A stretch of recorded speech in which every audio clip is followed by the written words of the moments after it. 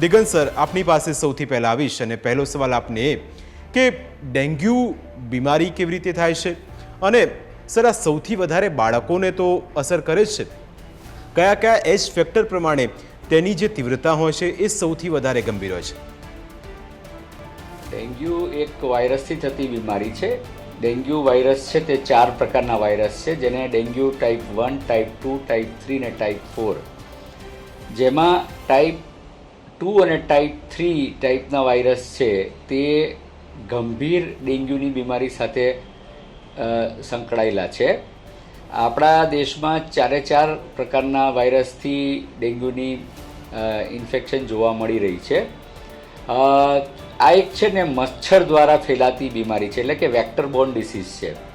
એટલે સામાન્ય રીતે જેમ મેલેરિયા બી મચ્છરથી ફેલાય છે, પણ મેલેરિયા માટેના મચ્છર અને ડેન્ગ્યુ માટેના મચ્છર છે તે અલગ પ્રકારના છે. ડેન્ગ્યુ છે તે એડિસ ઇજિપ્ટી અથવા તો એડિસ એલ્બોપિક્ટસ એ નામના મચ્છરથી ફેલાય છે. અને આ મચ્છરની ખાસિયત એવી છે કે એ ડે ટાઈમર છે, એટલે કે એની એક્ટિવિટી ડે ટાઈમમાં છે, એટલે એ ડે ટાઈમમાં બાઇટ કરે છે. એટલે સામાન્ય રીતે જ્યારે બાળકો સ્કૂલમાં ગયા હોય કે બાળકો બિલ્ડિંગમાં રમતા હોય ત્યારે પણ જો એ જગ્યાએ મચ્છરનો ઉપદ્રવ હોય તો ત્યાંથી એ લોકોને ડેન્ગ્યુની ઇન્ફેક્શન થઈ શકે છે. વળી આ જે ડેન્ગ્યુના મચ્છર છે તે એ વિશેષ પ્રકારના મચ્છર છે. એના ઈંડા છે ને તે ઘણો લાંબો સમય સુધી જીવિત રહી શકે છે અને એમ કહેવાય કે વર્ષો સુધી. એટલે જો પાણીના સંપર્કમાં આવે ત્યાર પછી એ ઈંડામાંથી લાર્વા બને ને લાર્વામાંથી મચ્છર બને. એટલે આ જે વાયરસ ફેલાવવા માટેના જે વેક્ટર જવાબદાર છે તેને કારણે આ બીમારી ફેલાય છે. અને એ બીમારીને જો આપણે અટકાવવી હોય તો પ્રોપર વેક્ટર કંટ્રોલ એ સૌથી પહેલો ઉપાય આવે છે. તમે જે પ્રશ્ન પૂછ્યો કે ચિહ્ન, તો એક જાતના વાયરસ ઇન્ફેક્શન છે એટલે શરૂઆતમાં એના નોન સ્પેસિફિક સિમ્ટમ્સ હોય છે, જેમ કે ફીવર, ખૂબ જ વધારે માત્રામાં તાવ આવવો, 101, 102, એની જોડે જોડે શરીરનું કળતર થવું. એને એકચ્યુઅલી અમારી મેડિકલ લેંગ્વેજમાં બોન બ્રેકિંગ ફીવર તરીકે પણ કહેવામાં આવે છે, એટલે કે શરીર એટલું બધું તૂટે કે જાણે તમારા હાડકાં તૂટી જવાના છે. એવી રીતે માથું દુખે, ઉલટીઓ થાય, ઉબકા આવે. આ બધી શરૂઆતના સિમ્ટમ્સ છે જે કોઈ પણ બીજા વાયરસના સિમ્ટમ્સની જેવા જ છે. એટલે શરૂઆતના તબક્કે ડેન્ગ્યુ છે કે બીજો કોઈ વાયરસ છે તે ડિફરન્શિએટ કરવું થોડું અઘરું હોય છે. આ બીમારી 3 તબક્કામાં હોય છે, જે શરૂઆતનો ફેબ્રાઇલ ફેઝ છે, જેમાં મેં કીધું તેમ કે આ બધા સિમ્ટમ્સ છે. ત્યાર પછીનો એકવાર તાવ ઉતરે ત્યાર પછીનો ક્રિટિકલ ફેઝ ચાલુ થાય છે. એટલે એકચ્યુઅલી ક્રિટિકલ ફેઝ છે ને એ વધારે ખતરનાક છે. એટલે પેશન્ટ તાવ ઉતરે એટલે એમ માને કે હવે તો બીમારી સારી થઈ ગઈ, પણ તેના બદલે ક્રિટિકલ ફેઝ છે જે બીજા 2 થી 3 દિવસ ચાલે છે. અને એ ટાઈમમાં ડેન્ગ્યુના મેક્સિમમ જે કોમ્પ્લિકેશન્સ થવાના હોય છે, જેમ કે બ્લીડિંગ થવું અથવા તો બ્લડ પ્રેશર ઓછું થઈ જવું અથવા તો ડેન્ગ્યુને કારણે બીજા ઓર્ગન્સનું ડિસફંક્શન થાય, કે કિડનીનું ડિસફંક્શન થાય, લીવરનું ડિસફંક્શન થાય. ડેન્ગ્યુની ઇન્ફેક્શન મગજમાં થઈ જાય તો ડેન્ગ્યુ એન્સેફેલોપેથી થાય. તો આ બધા જે કોમ્પ્લિકેશન્સ છે તે આ ક્રિટિકલ ફેઝમાં થાય છે. એટલે અમે પેશન્ટને યુઝ્યુઅલી એવું કહીએ કે તાવ ઉતર્યો પછીના 2 થી 3 દિવસ ઘણી સંભાળ રાખવાની છે અને એ ટાઈમ પીરિયડમાં ચોકન ના રહેવાનું છે. બિલકુલ. અને ત્યાર પછીનો રિકવરી ફેઝ આવે છે. એટલે રિકવરી ફેઝમાં જે કંઈ બી આ બધા સિમ્ટમ્સ થયા છે અથવા તો જે કંઈ ઓર્ગન્સમાં ડિસફંક્શન થયું છે અથવા તો જે ડેન્ગ્યુને કારણે જે લીકિંગ થયું છે, પાણી શરીરમાંથી નસોમાંથી પાણી કેવિટીઝમાં ગયું છે, એટલે કે પેટમાં પાણી ભરાયું છે કે છાતીમાં પાણી ભરાયું છે કે હાર્ટની આજુબાજુમાં પાણી ભરાયું છે, આ બધા જે પાણી ભરાયું છે તે પાછું રિવર્સ થવાનું ચાલુ થાય છે. That is a recovery phase. એટલે આમ 3 તબક્કાની છે. ડેન્ગ્યુ એક રીતે ડૉક્ટરો માટે એ રીતે સારી બીમારી છે કે એ ટાઈમ ટેબલ પ્રમાણે વર્તે છે.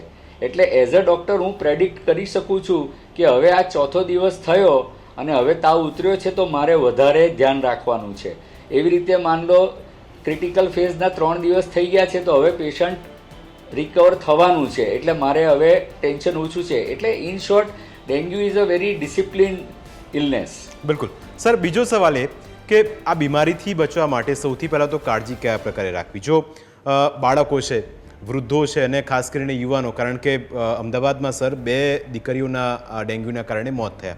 એટલે બાળકો જે શાળાએ જાય છે, યુવાઓ જે નોકરીએ જાય છે અને વૃદ્ધો જે ઘરમાં રહે છે, પણ આ તમામ વર્ગના લોકોએ કયા પ્રકારનું એક સાવચેતી રાખવી, ફેમિલીમાં કઈ પ્રકારની પ્રિકોશન રાખી શકે જેનાથી આ ગંભીર વાયરસથી બચી શકીએ? એટલે જેમ કે સૌથી પહેલો આપણે કોઈ પણ બીમારી ક્યાંથી ઉત્પન્ન થાય છે અથવા તો ક્યાંથી ફેલાય છે તો સોર્સ કંટ્રોલ આવે. એટલે સોર્સ કંટ્રોલમાં મચ્છર કે જે ડેન્ગ્યુની બીમારીને ફેલાવી શકે છે એનો કંટ્રોલ કરવો ખૂબ જરૂરી છે. આપણા ઘરોમાં નકામા ડબલા પડ્યા હોય, નકામો ભંગાર પડ્યો હોય, જૂના ટાયર પડ્યા હોય કે પાણીના આપણે ઝાડના કુંડા હોય, તો આ બધામાં જ્યારે, અને પર્ટિક્યુલરલી હમણાંનો સમય જ્યારે કે ખૂબ જ વરસાદ પડી રહ્યો છે, તો ત્યાં વરસાદનું પાણી જમા થાય છે અને એ પાણીમાં પછી ડેન્ગ્યુના મચ્છર ઉત્પન્ન થાય છે. એટલે સૌથી પહેલો સોર્સ કંટ્રોલમાં આ બધી વસ્તુનું ધ્યાન રાખવાનું કે જે નકામો કચરો પડ્યો છે અગાસીમાં કે આપણી ઓસરીમાં કે જેમાં આવો ડબલા ડુબલી ડોલ પડી છે જૂની કે જેમાં પાણી ભરાયું છે તો તેનો નિકાલ કરવો. જો આપણે એર કુલર્સ વાપરતા હોઈએ તો એર કુલરમાં બી પાણી નાખવામાં આવે છે તો ત્યાં પણ મચ્છરનું બ્રીડિંગ થઈ શકે છે. તો તે જગ્યાએ પણ મચ્છરનું બ્રીડિંગ ન થાય તેના માટે પાણી બદલતા રહીએ. એટલે આ થયો એનો સોર્સ કંટ્રોલ. ત્યાર પછી આપણે આવે છે કે how we can prevent mosquito bite, એટલે કે આપણે મોસ્કીટોના મચ્છરનો કરડવાથી બચીએ. તો મચ્છરના કરડવાથી બચીએ તેમાં બાળકોએ કે કોઈ પણ વ્યક્તિઓએ લાંબા કપડાં પહેરવા, જેથી કરીને શરીરનો ઓછામાં ઓછો ભાગ ખુલ્લો દેખાય કે જ્યાં મચ્છર બેસી શકે. એટલે હાથ પગે હાથે લાંબા શર્ટ, લાંબી બાંયવાળા શર્ટ પહેર્યા હોય અથવા તો ટૂંકી પેન્ટને બદલે લાંબી ફૂલ પેન્ટ પહેરી હોય તો મચ્છરને કરડવા માટેની જગ્યા જ નહીં મળે. ત્યાર પછી મોસ્કીટો રેપલન્ટ્સ એટલે ઓડોમસ છે કે બીજા ત્રીજા એવા જે કેમિકલ્સ મળે છે તેનો યુઝ કરીએ જેથી કરીને મચ્છર આવે તો પણ ભાગી જાય. સૂતી વખતે મચ્છરદાનીનો ઉપયોગ કરીએ. ભલે આપણે ઘરમાં અંદર સુરક્ષિત બેડરૂમમાં સૂતા હોઈએ અને બારી બારણા બંધ હોય તો પણ આ મચ્છરો કરડી શકે છે. એટલે એને માટે મોસ્કીટો નેટનો ઉપયોગ કરીએ. એ રીતે શાળાઓમાં કે બીજી જાહેર જગ્યાઓએ કે જ્યાં વ્યક્તિઓ પોતાનો સમય પસાર કરે છે, ઓફિસીસમાં યંગ લોકો કામ કરતા હોય કે શાળામાં બાળકો ભણવા જતા હોય તો ત્યાં પણ મોસ્કીટો કંટ્રોલ માટેના આ બધા ઉપાયો કરવા જોઈએ.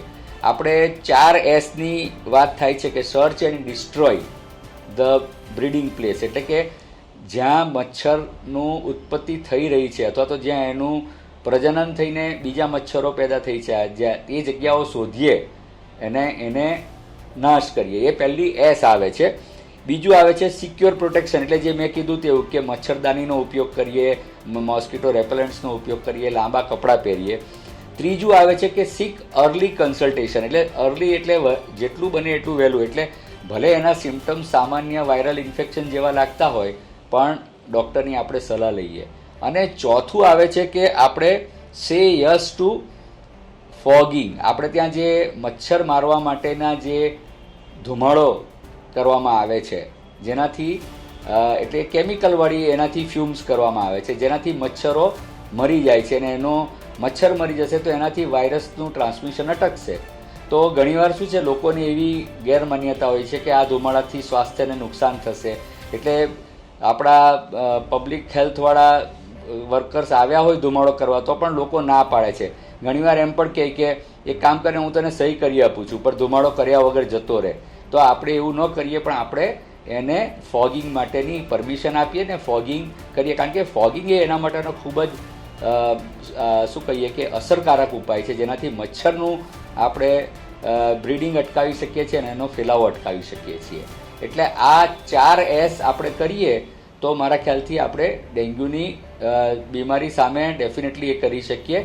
ડેન્ગ્યુ માટે વેક્સિન 2 પ્રકારની વેક્સિન અત્યારે ઇન્ડિયામાં અંડર ટ્રાયલ છે પણ એ હજુ DCGIનું એપ્રુવલ આવ્યું નથી. એટલે ડેન્ગ્યુ વેક્સિન ફોર ચિલ્ડ્રન હજુ ઇન્ડિયામાં કોઈ મળતી નથી. દુનિયાના બીજા દેશોમાં ડેન્ગ્યુની વેક્સિન્સ અવેલેબલ છે પણ હજુ ઇન્ડિયામાં કદાચ આવતા 2026 સુધીમાં એ વેક્સિન ઇન્ડિયામાં ઉપલબ્ધ થશે. જી સર બીજો એ સવાલ કે ડેન્ગ્યુ બીમારીમાં શા માટે શરૂઆતના 24 કે 48 કલાક ખાસ ધ્યાન રાખવા માટે કહેવામાં આવે છે? તબીબો એવું કહે છે કે 24-48 કલાક ખૂબ જ ધ્યાન રાખવું, એટલે એની પાછળનું કોઈ લોજિક છે?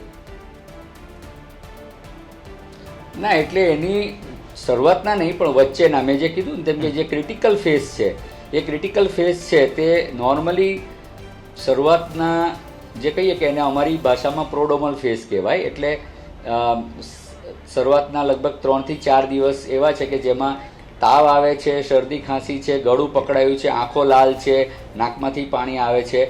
તો એ સામાન્ય કોઈ પણ અન્ય વાયરસ જેવી બીમારી લાગે છે. ત્યાર પછીનો જે 48 કલાકનો કે 72 અવર્સનો ટાઈમ છે, એમાં બોડીમાં એવી પેથોફિઝિયોલોજી થાય છે કે જેને લીધે આપણી જે બ્લડ વેસલ્સ છે તેની પરમિએબિલિટી વધી જાય છે. એટલે કે એમાંથી પાણીનું લીકેજ થાય છે, અને પાણીનું લીકેજ થાય છે તે પાણી શરીરની કેવિટીઝમાં એટલે કે પેટમાં અને છાતીમાં ભરાય છે, અને એને લીધે બાળકને શ્વાસ લેવામાં તકલીફ પડી શકે. એને લીધે બાળકને હાર્ટ ઉપર લોડ આવે તો હાર્ટનું ફંક્શનિંગ સ્લો થઈ જાય. એ રીતે પાણી ઓછું થઈ જાય અને કિડનીમાં પાણી ઓછું જાય તો કિડનીનું ફંક્શન ડિસ્ટર્બ થાય છે. એટલે આ બધા જે સિમ્ટમ્સ છે, આ બધી જે ડેન્ગ્યુને રિલેટેડ એ છે તે એની પેથોફિઝિયોલોજી ને કારણે છે. અને એટલે એ જે વચ્ચેનો 2 થી 3 દિવસનો પીરિયડ છે ક્રિટિકલ ફેઝ, તેમાં વિશેષ ધ્યાન રાખવાનું હોય છે. સર બીજું કે ડેન્ગ્યુના દર્દીઓને 1 થી વધુ વખત ટેસ્ટ કરાવવા પડે? સવાલ એ થાય કે હવે સતત તાવ ઉતરતું નથી, 101, 102 તાવ છે, એટલે ક્યારે જે ટેસ્ટ કરાવે, રિપોર્ટ કરાવે તો એનું એકચ્યુઅલ રિઝલ્ટ આવે, એટલે એનું કંઈક ગાઈડલાઇન છે તે દર્દીઓને એ પ્રકારે સચેત કરી શકીએ આપણે? કીધું તેમ કે ડેન્ગ્યુ બહુ ડિસિપ્લિન ડિસીઝ છે, અને દરેક ડિસીઝની જુદા જુદા સમય પ્રમાણે એની બોડીમાં શું કહીએ કે વાયરસની માત્રા દેખાતી હોય છે.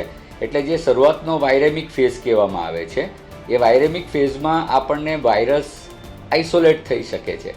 તો એ જે શરૂઆતનો ફેઝ છે, તો જેમાં એમ કહીએ કે તાવના બીજા કે ત્રીજા દિવસથી આમ સામાન્ય રીતે અને 5મા-6ઠ્ઠા દિવસ સુધી તમે NS1 નામનો ટેસ્ટ કરાવી શકો કે જેનાથી વાયરસની પ્રેઝન્સ બોડીમાં ખબર પડે છે. ત્યાર પછી 6ઠ્ઠા-7મા દિવસ પછી આપણા બોડીમાં વાયરસ એન્ટર થયો છે, એના 6ઠ્ઠા-7મા દિવસ પછી આપણી બોડી એની સામે એન્ટીબોડીઝ બનાવે છે. એટલે ત્યારે આપણે IgM ટેસ્ટ જે કહીએ ડેન્ગ્યુનું તે કરાવીએ તો તે પોઝિટિવ આવે.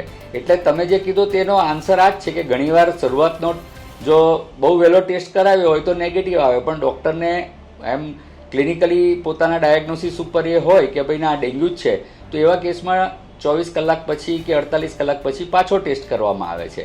અને ઘણીવાર મેં કીધું તેમ કે જો NS1નો ટેસ્ટ લેટ કરવામાં આવ્યો અને એ નેગેટિવ આવ્યો છે, પણ છતાં મને એઝ અ ડૉક્ટર જો એવું શંકા છે કે ના આ ડેન્ગ્યુ જ છે, તો હું IgM કરાવવા માટે 6ઠ્ઠા-7મા દિવસે કરાવીશ. એટલે ઇન શોર્ટ સમય પ્રમાણે NS1 કે IgM કે ડેન્ગ્યુ ડ્યુનો ટેસ્ટ કરવામાં આવે છે.